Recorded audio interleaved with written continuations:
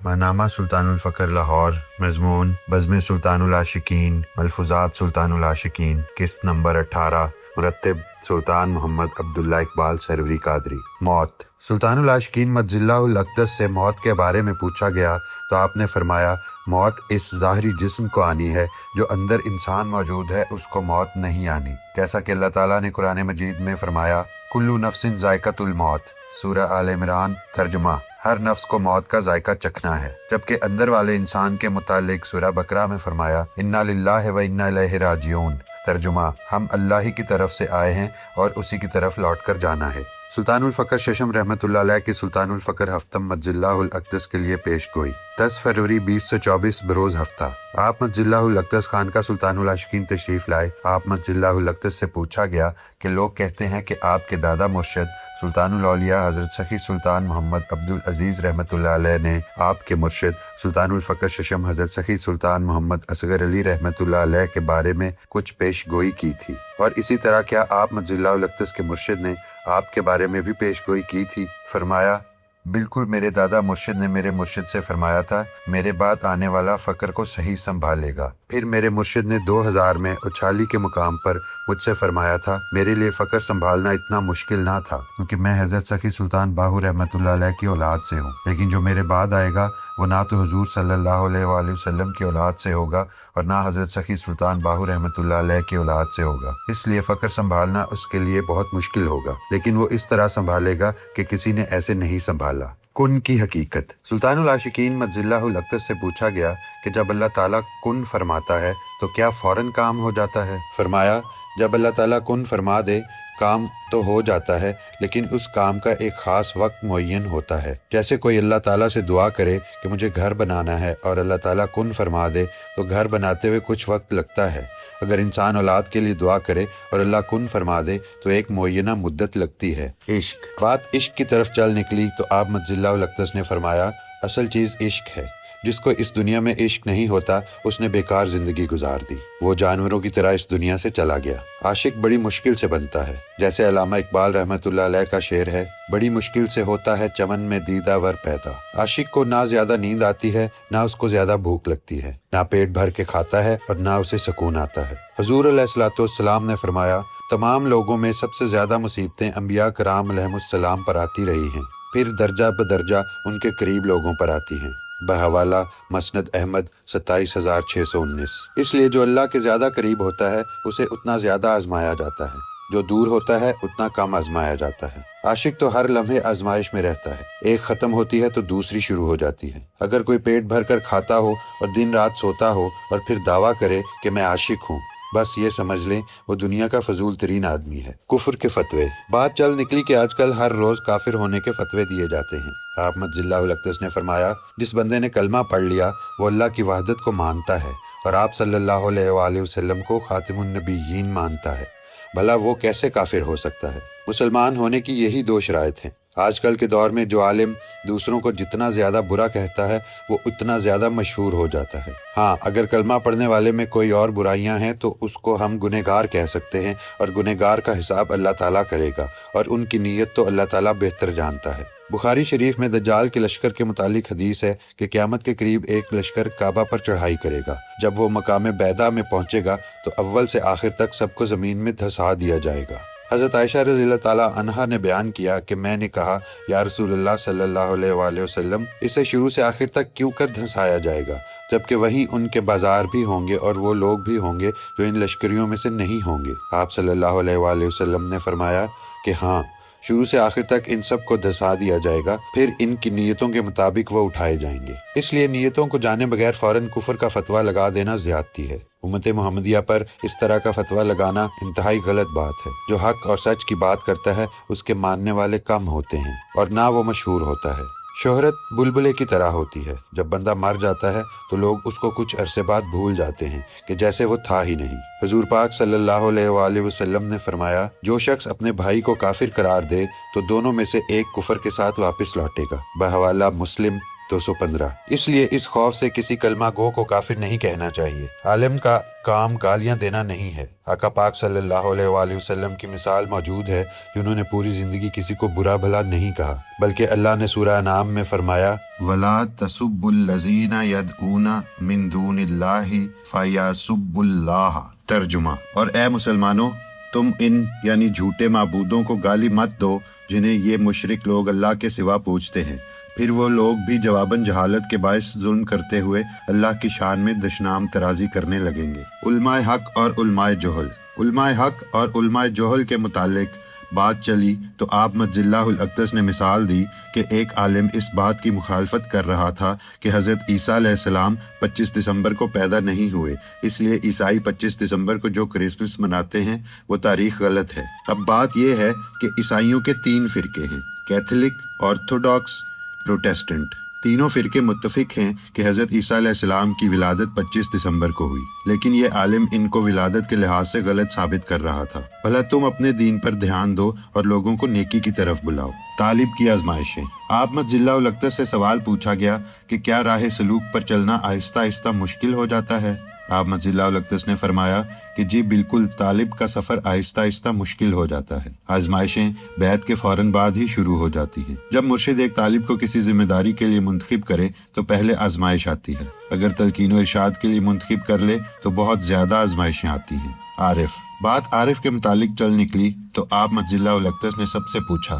حضرت سخی سلطان باہو رحمۃ اللہ علیہ نے رسالہ روحی شریف میں فرمایا ہے کہ عارف جس طرف آنکھ اٹھا کر دیکھتا ہے اس کو اللہ کے سوا کچھ نظر نہیں آتا۔ کیا ہر عارف کے ساتھ یہی معاملہ ہوتا ہے؟ سب خاموش رہے۔ آپ مجزی اللہ الاقدس نے فرمایا، ہزار عارفوں میں سے ایک عارف ہوتا ہے جس کو یہ مقام حاصل ہو۔ خیر اور شر۔ خیر اور شر کے بارے میں سوال کیا گیا تو آپ مجزی اللہ الاقدس نے فرمایا، جب مالک ہی وہ ہے تو خیر بھی اس نے پیدا کیا اور شر بھی۔ اس کا ایک مکمل باب میری کتاب شمس الفقراء میں موجود ہے، وہ پڑھ لیں، سمجھ آ جائے گی۔ چیزوں کی پہچان ضد سے ہوتی ہے۔ ادھر 1 ماہ دھوپ نہیں نکلی تو دھوپ کی اہمیت کا اندازہ ہوا۔ بالکل اسی طرح اگر شر نہ ہوتا تو آپ کو خیر کی پہچان نہ ہوتی۔ انسان بھی خیر اور شر کا مجموعہ ہے۔ اللہ تعالیٰ جو بھی چیز پیدا کرتا ہے اس میں شر اور خیر دونوں پہلو ہوتے ہیں۔ امام مبین۔ 11 فروری 2024 بزم سلطان العاشقین میں آپ مجزی اللہ الاقدس سے پوچھا گیا کہ قرآن میں ایک آیت ہے جہاں امام مبین کا ذکر ہے، امام مبین سے کیا مراد ہے؟ آپ مجزی اللہ الاقدس نے فرمایا، امام مبین کے بارے میں صرف اللہ جانتا ہے یا امام مبین خود جانتا ہے۔ تیسرا وہ جانتا ہے جو امام مبین کا محرم راز ہو، ان کے علاوہ کسی کو اس کے بارے میں معلوم نہیں۔ قرآن مجید میں لفظ امام مبین ہے لیکن لوگ اس کو مختلف ناموں سے پکارتے ہیں، جیسے قطب الاقطاب، غوث اعظم۔ اس کے ذریعے اللہ تعالیٰ دنیا کا نظام چلاتا ہے۔ میرے مرشد سلطان الفقر ششم حضرت سخی سلطان محمد اصغر علی رحمۃ اللہ علیہ امام مبین تھے۔ وہ ہر چیز کو چھوڑ کر اللہ تعالیٰ کے کام میں لگے رہتے تھے۔ گو کہ محرم راز امام مبین کو پہچان لیتا ہے لیکن اسے بھی اجازت نہیں ہوتی کہ وہ آگے کسی اور کو بتائے۔ وجہ یہ ہے کہ جو بھی اسے پہچانے محنت کر کے پہچانے، کیونکہ پہچاننے کے لیے بھی سر دھڑ کی بازی لگانی پڑتی ہے۔ اس لیے محرم راز علم ہونے کے باوجود بھی آگے نہیں بتا سکتا۔ ولی کامل امام مبین کا ہی نام ہے۔ امام مبین کے لیے 100 سے 150 مختلف نام استعمال کیے جاتے ہیں۔ حضرت علامہ اقبال رحمۃ اللہ علیہ نے بھی ان کے بارے میں اصطلاحات استعمال کی ہیں۔ اسی طرح حضرت سخی سلطان باہو رحمۃ اللہ علیہ نے بھی ان کو مختلف ناموں سے پکارا ہے، جیسے فقیر مالک الملکی وغیرہ۔ امام مبین کے ساتھ 4 مزید کتب ہوتے ہیں، وہ دنیا کے چاروں کونوں میں ہوتے ہیں، اور یہ نظام حدیثوں سے ثابت ہے۔ اولیاء کرام کا فرمانا ہے کہ یہ عام طور پر 356 ہوتے ہیں، لیکن جب دنیا کی آبادی بڑھ جاتی ہے تو ان کی تعداد بڑھا دی جاتی ہے۔ ہر علاقے میں ان اولیاء کرام میں سے ایک موجود ہوتا ہے اور وہ کہیں بھی ہو سکتا ہے۔ وہ مسجد کے اندر بھی ہو سکتا ہے اور پینٹ کوٹ پہن کر کہیں باہر بھی ہو سکتا ہے۔ وہ باطنی نظام چلا رہا ہوتا ہے جو امام مبین کے ذریعے اس تک پہنچتا ہے۔ جو لوگ اس نظام کو نہیں مانتے وہ نہ مانیں، اللہ تعالیٰ کا یہ نظام تو نہیں رک سکتا۔ مثال کے طور پہ اگر کوئی بندہ یہ کہے کہ میں پاکستان کے وزیر اعظم کو نہیں مانتا تو اس کے نہ ماننے سے کوئی فرق نہیں پڑتا، وزیر اعظم تو وزیر اعظم ہی رہے گا۔ اسی طرح اللہ تعالیٰ کا یہ نظام چل رہا ہے، جو نہیں مانتا نہ مانے، اللہ تعالیٰ کو اس سے کیا غرض۔ اس طرح تو بہت سے لوگ اللہ تعالیٰ کو بھی نہیں مانتے اور رسول صلی اللہ علیہ وآلہ وسلم کو بھی نہیں مانتے۔ اللہ کا قانون۔ ایک بات یاد رکھیں، کہ بے خوف ہو کر زندگی گزارنا کہ میرا کوئی کچھ نہیں بگاڑ سکتا بے وقوفی ہے۔ جو آپ کسی کے ساتھ کرتے ہیں وہ چیز آپ کی طرف لوٹتی ہے، بالکل ایسے جیسے کہ دائرہ ہوتا ہے۔ اللہ پاک نے اس کائنات کو چلانے کے لیے ایک نظام بنایا ہے۔ یہ بالکل ایسے ہی ہے جیسے دنیا دار دنیا چلانے کے لیے قانون بناتے ہیں۔ پاکستان کا ایک آئین ہے۔ پاکستان کے تمام صوبوں نے یہ فیصلہ کیا کہ پاکستان اس قانون کے مطابق چلے گا۔ اس کو پاکستان کا آئین کہا جاتا ہے۔ اسی طرح ہر ایک شعبے کا قانون ہوتا ہے جو اس شعبے میں لاگو ہوتا ہے۔ اسی طرح اللہ پاک نے کائنات کو چلانے کے لیے ایک قانون بنایا ہے۔ خوف خدا فرمایا، اللہ تعالیٰ نے سورہ رحمان میں فرمایا ہے وَلِمَنْ خَافَ مَقَامَ رَبِّهِ جَنَّتَانِ، ترجمہ، اور جو اپنے رب کے حضور کھڑا ہونے سے ڈرا اس کے لیے 2 جنتیں ہیں۔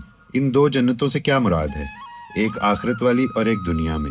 اس آیت میں 2 جنتوں سے مراد آخرت کی 2 جنتیں نہیں ہیں۔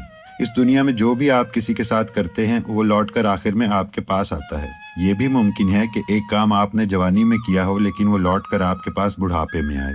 اس دنیا میں اللہ پاک معاف نہیں کرتا بلکہ ضرور سزا ملتی ہے، ہاں یہاں تک کہ وہ اللہ اور اس بندے سے معافی مانگے۔ یہ اللہ کا قانون ہے جس سے کائنات چلتی ہے، اور یہ قانون تب سے لاگو ہے جب حضرت آدم علیہ السلام اس دنیا میں تشریف لائے اور آج تک لاگو ہے۔ لوگ یہ سمجھتے ہیں کہ ہم نظام چلا رہے ہیں۔ انسان یہ سمجھتا ہے کہ میں نے لوگوں کو دھوکہ دے کر اپنا رزق بڑھا لیا ہے۔ یاد رکھیں، نہ تو کسی کا رزق زیادہ ہو سکتا ہے اور نہ کم۔ رزق اللہ پاک دیتا ہے، اور اس دنیا میں کامیاب وہ ہے جو اس پر توکل اور یقین رکھتا ہے۔ اللہ پاک اسے خود رزق پہنچاتا ہے۔ جو کوشش سے حاصل کرنا چاہتا ہے اللہ پاک اسے کوشش میں لگا دیتا ہے، بلکہ کوشش میں پاگل کر دیتا ہے۔ جب کسی کے ساتھ زیادتی کی جاتی ہے تو وہ پلٹ کر زیادتی کرنے والے کی طرف آتی ہے۔ اگر یہ قانون نہ ہو تو پھر کائنات چل نہیں سکتی۔ مصیبت آزمائش بھی ہوتی ہے اور سزا بھی۔ آپ مجزلہ الاقدس نے فرمایا، جس پر آزمائش آتی ہے وہ جانتا ہے کہ اس پر آزمائش ہے، اور جس کو سزا ملتی ہے وہ بھی جانتا ہے کہ یہ سزا ہے۔ حضرت علی کرم اللہ وجہ سے یہی سوال کیا گیا تو آپ نے فرمایا، اگر مصیبت میں بندہ اللہ کے قریب ہو جائے تو آزمائش ہے، اور اگر دور ہو جائے تو سزا ہے۔ توکل علی اللہ فرمایا، آزمائش والا کبھی گھبراتا نہیں ہے، کیونکہ وہ جانتا ہے یہ اللہ کی طرف سے آئی ہے، اور جو کچھ بھی کرنا ہے اللہ تعالیٰ نے کرنا ہے، میں تو کچھ نہیں کر سکتا۔ بندے کو پتہ ہوتا ہے کہ اس آزمائش کو بھیجنے والا بھی اللہ ہے اور اس کو ختم کرنے والا بھی اللہ ہی ہے۔ اس طرح کا بندہ دنیا کے وسائل پر یقین نہیں رکھتا، اور جو اللہ پر توکل نہیں کرتا وہ دنیا کے وسائل پر یقین رکھتا ہے۔ بس یہی دونوں میں فرق ہے۔ یقین انسان کو اندر سے حاصل ہوتا ہے۔ توکل کرنے والا بندہ یہ جانتا ہے کہ اگر میں نے دنیا پر یقین کیا تو اللہ تعالیٰ مجھے مزید مشکلوں میں ڈال دے گا۔ ایک ہی چیز سے کامیابی اور ناکامی۔ فرمایا، ایک انسان پر جب بیماری آتی ہے تو اس بیماری کی وجہ سے وہ بندہ اللہ کی بارگاہ میں کامیاب ہو جاتا ہے، جبکہ دنیا دار اسی بیماری کی وجہ سے ناکام ہو جاتا ہے۔ اسی طرح تنگی کی وجہ سے کچھ لوگ کامیاب ہو جاتے ہیں اور اسی تنگی کی وجہ سے کچھ لوگ ناکام ہو جاتے ہیں۔ کامیاب اور ناکام میں فرق صرف توکل کا ہے۔ اللہ تعالیٰ قیامت کے دن صرف نماز، روزہ، حج، زکوٰۃ نہیں دیکھے گا بلکہ انسان کے اندر یہ چیزیں بھی دیکھے گا، کیونکہ اللہ تعالیٰ فرماتا ہے کہ میں لوگوں کی نیتیں دیکھتا ہوں۔ نیتیں تو اللہ ہی جانتا ہے، کوئی بندہ نہیں جان سکتا۔ یہی وجہ ہے کہ ہم کسی کو منافق نہیں کہہ سکتے۔ جیسا کہ آقا پاک صلی اللہ علیہ وآلہ وسلم کے زمانے میں بہت منافق تھے، لیکن آپ صلی اللہ علیہ وآلہ وسلم نے کسی کو منافق نہیں کہا، کیونکہ منافق کو صرف اللہ پاک جانتا ہے۔ منافقت منافق کے اندر ہوتی ہے، جبکہ ظاہری طور پر تو منافق بہت نیک اور پاک ہوتا ہے۔ بندہ ہر ایک کو دھوکہ دے سکتا ہے لیکن اللہ کی ذات کو دھوکہ نہیں دے سکتا۔ فقیر مالک الملکی۔ 15 اپریل 2024 بروز سوموار۔ کسی نے پوچھا، فقیر مالک الملکی کون ہوتا ہے؟ فرمایا، یہ فقیر کا آخری درجہ ہے۔ فقیر کی بات ہو رہی ہے، طالب کی بات نہیں ہو رہی۔ فقیر مالک الملکی وہ ہوتا ہے جس کو اللہ تعالیٰ اپنے رازوں میں شریک کر لیتا ہے کہ وہ کائنات کیسے چلا رہا ہے اور اس نے کیوں بنائی ہے۔ کسی نے سوال کیا کہ یہ فقیر مالک الملکی ہر قدرت پر قادر ہوتا ہے؟ فرمایا، قدرت پر قادر تو اللہ تعالیٰ کی ذات ہی ہے، بندہ کدھر قادر ہو سکتا ہے؟ ہاں، کسی حد تک بندے کو اللہ تعالیٰ اپنے رازوں میں شریک کر لیتا ہے۔ یہ اللہ تعالیٰ کا ایک اہم راز ہے کہ کائنات کیوں بنائی اور یہ کیسے چلا رہا ہے۔ یہ راز آسانی سے نہیں مل جاتا بلکہ بہت زیادہ محنت کرنی پڑتی ہے، بڑی بڑی آزمائشوں سے گزرنا پڑتا ہے۔ اسی کو کہتے ہیں راز پنہاں۔ اس لیے یہ نہ سمجھیں کہ کوئی فقیر بن کر ہر چیز پر قادر ہو گیا ہے اور جو چاہے کرے۔ قدرت پر قادر ہونے سے مراد یہ ہے کہ جس طرح اللہ تعالیٰ کائنات کا نظام چلا رہا ہے، ان حدود اور تعین سے باہر نہ جانا۔ یہ مقام فقیر کو آقا پاک صلی اللہ علیہ وآلہ وسلم کے ذریعے حاصل ہوتا ہے۔ فقیر مالک الملکی اللہ تعالیٰ کے نظام کو ویسے ہی چلاتا ہے جس طرح اللہ تعالیٰ نے لکھا ہوا ہے، یہ نہیں ہوتا کہ وہ اپنی مرضی کرے۔ सुल्तान मोहम्मद फारूक साहब का वाक़या है। मेरे मुर्शिद पाक सुल्तानुल फ़क़र शशम रहमतुल्लाह अलैह के छोटे भाई थे। वो कहते थे, अगर मेरे वालिद व मुर्शिद मुझे फ़कीरी अता करते तो मैंने दुनिया बदल कर रख देनी थी। तो मैंने कहा, इसीलिए आपको नहीं मिली। फ़कीर मालिकुल मुल्की इस कायनात को वैसे चलाता है जिस तरह अल्लाह ताला ने लिखा है। जितना अल्लाह करीम है इतना करीम बनना होता है, जितना अल्लाह रहीम है इतना रहीम बनना होता है। इंसान कामिल की स्टेजेस। किसी ने इंसान कामिल के बारे में दरियाफ्त किया तो फरमाया, इंसान कामिल की भी स्टेजेस होती हैं जिस तरह फ़कीर की स्टेजेस होती हैं। जैसे हज़रत सखी सुल्तान बाहू रहमतुल्लाह अलैह फरमाते हैं, मुर्शिद कामिल अकमल जामे नूरुल हुदा। इंसान कामिल का मर्तबा तो तब हासिल होता है जब इंसान अल्लाह ताला की ज़ात तक पहुंच जाता है। अल्लाह की प्लानिंग। किसी ने पूछा, क्या क़यामत तक हर चीज़ अल्लाह ने प्लान कर रखी है? फरमाया, उसकी हर चीज़ प्लान है। वो ये नहीं करता कि आज का काम आज कर लिया और कल वाला कल प्लान कर लिया। उसकी हर चीज़ प्लान है। लौहे महफूज पर हर चीज़ उसने लिखी हुई है। फ़क्र का मरकज़। फरमाया, हमारे बाद हमारी कब्र फ़क्र का मरकज़ बनेगी जब तक अल्लाह चाहेगा। जो बंदा जुमा के रोज़ असर से लेकर मगरिब तक हमारे मज़ार पर दरूद पड़ेगा, अल्लाह पाक उसका जो भी मसला होगा हल करेगा। और जो 11 रबीउल अव्वल असर से लेकर 12 रबीउल अव्वल मगरिब तक दरूद पड़ेगा तो वो जो मांगेगा अल्लाह पाक उसको अता करेगा। ख़ास तौर पर उसमें फ़क्र की नेमत शामिल है। महर में राज। फरमाया, हमारे बाद जो हमारा महर में राज और हमारा वारिस होगा उसको इतनी जल्दी कोई चीज़ मुंतकिल नहीं होगी, क्योंकि वो हमारी ज़िंदगी में अपने आप को साबित नहीं कर सका। हमारे बाद उसके इम्तिहानात होंगे और उस तरह इसको दर्जा बदर्जा विरासत मुंतकिल होगी। एक बात याद रखिएगा कि तालिब कभी सुस्त और काहिल नहीं होता, तालिब कभी झूठा नहीं होता, तालिब कभी धोखेबाज नहीं होता, तालिब कभी गुस्से में नहीं आता, तालिब कभी लोगों को नुकसान नहीं पहुंचाता, तालिब कभी किसी के खिलाफ बद्दुआ नहीं करता। ये तालिब के खसाइस हैं। हर तालिब को गौर करना चाहिए कि मेरे अंदर ये सिफात हैं कि नहीं। तालिब मौला को अल्लाह ताला पर इतना ज़्यादा तवक्कुल होता है, अगर उसका तवक्कुल दुनिया के सामने पेश कर दिया जाए और सारी मखलूक में तकसीम कर दिया जाए तो सब मखलूक को काफ़ी हो जाए। इसकी मिसाल हदीस से समझी जा सकती है। हुजूर नबी अकरम सल्लल्लाहु अलैहि वसल्लम ने पुल सिरात के मुतालिक फरमाया कि कुछ लोगों को अल्लाह ताला की मेहरबानी से वादी सना तक नूर हासिल होगा और कुछ लोगों को अल्लाह ताला इतना कम नूर अता करेगा कि अपना पाँव भी ना देख सकेंगे। वादी सना मदीना से दूर यमन में वाक़या है। ये नूर हासिल करना इतना आसान काम नहीं है, बहुत मेहनत करनी पड़ती है। दुनिया में फ़क्र के ऊपर चलना पुल सिरात है। जैसे जैसे आपका नूर बढ़ता जाएगा ज़्यादा नज़र आता जाएगा। नूर कैसे हासिल होता है ये आपको खुद ही पता चल जाएगा। बातनी रियाजत। 25 मई 2024 किसी ने बातनी रियाजत के मुतालिक दरियाफ्त किया तो फरमाया, बातनी रियाजत ही तो सबसे मुश्किल होती है। ज़ाहरी आजमाइशें इतनी सख्त नहीं होती, कभी कभार बातनी आजमाइशें ज़ाहिर में भी आ जाती हैं। अब वो आजमाता है कि इसमें कितनी हिम्मत है और किधर तक जाता है, कब गिरता है और कब रज़ा से हटता है। अल्लाह एक मुश्किल भेजता है तो देखता है कि बंदा मेरी रज़ा मांगता है या इससे निकलने की दुआ मांगता है। फिर कुछ दिन बाद नई आजमाइश भेजता है और देखता है कि अब रज़ा मांगता है या कुछ और। फिर इसके बाद इससे भी बड़ी आजमाइश आती है। इस तरह ये सिलसिला चलता रहता है और तालिब मौला कामिल तौहीद पर पहुंच जाता है। किसी ने पूछा कि अगर कोई आजमाइश आए तो क्या इससे टलने की दुआ करनी चाहिए? फरमाया, सैयदना गौस पाक रज़ियल्लाहु अन्हु फरमाते हैं कि एक मरतबा उन पर एक आजमाइश आई तो उन्होंने अल्लाह से दुआ की कि इसको टाल दे। वो आजमाइश ख़त्म हुई तो कुछ दिन बाद अल्लाह ने इससे बड़ी आजमाइश भेज दी। फिर सैयदना गौस पाक रज़ियल्लाहु अन्हु ने फरमाया कि ऐ अल्लाह, तेरी मर्ज़ी है, जो करना है कर। अल्लाह से क्या मांगना चाहिए?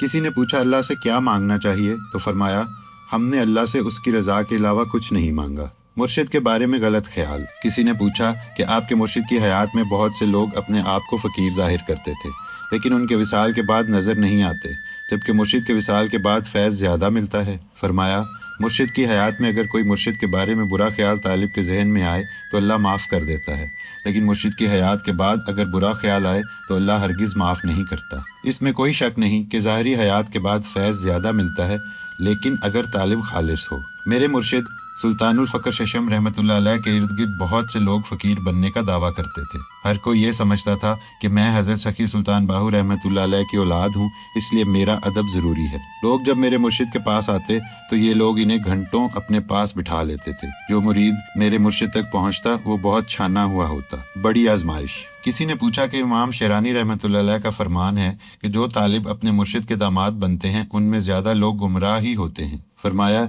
ये बात दुरुस्त है। لیکن ہمیشہ ایسا نہیں ہوتا۔ لوگ جب مرشد کی صاحبزادی کو تکلیف پہنچاتے ہیں تو دراصل مرشد کو تکلیف پہنچاتے ہیں۔ حضرت علی کرم اللہ وجہ بھی حضور صلی اللہ علیہ وآلہ وسلم کے داماد تھے۔ ایک بار حضرت فاطمہ رضی اللہ تعالی عنہا کا حضرت علی کرم اللہ وجہ سے کسی بات پر ہلکا سا جھگڑا ہوا تو حضرت علی کرم اللہ وجہ گھر سے باہر چلے گئے۔ تب حضور صلی اللہ علیہ وآلہ وسلم تشریف لائے اور حضرت علی کرم اللہ وجہ کے بارے میں پوچھا تو پتہ چلا کہ وہ باہر چلے گئے ہیں۔ حضور صلی اللہ علیہ وآلہ وسلم ان کی تلاش میں نکلے اور ایک جگہ ان کو مٹی پر سویا ہوا پایا۔ حضور پاک صلی اللہ علیہ وآلہ وسلم نے ان کو فرمایا، اٹھو ابو تراب۔ حضور صلی اللہ علیہ وآلہ وسلم جانتے تھے کہ سب کچھ صبر و تحمل سے برداشت کرتے ہیں اور انتہا درجے کے عاجز ہیں، اس لیے فرمایا ابو تراب یعنی مٹی والا۔ مٹی کو عاجزی سے تشبیہ دی جاتی ہے۔ لوگ مٹی کو پاؤں تلے رون ڈالتے ہیں لیکن مٹی سب کچھ برداشت کرتی ہے۔ اسی طرح حضرت صابر پیا بھی اپنے مرشد کے داماد تھے، لیکن انہوں نے بھی مرشد کی صاحبزادی کے حقوق پورے کیے اور اپنے مرشد کو کبھی بھی اس معاملے میں تکلیف نہ پہنچائی۔ ان کو بھی اللہ نے نوازا۔ مضمون ابھی جاری ہے۔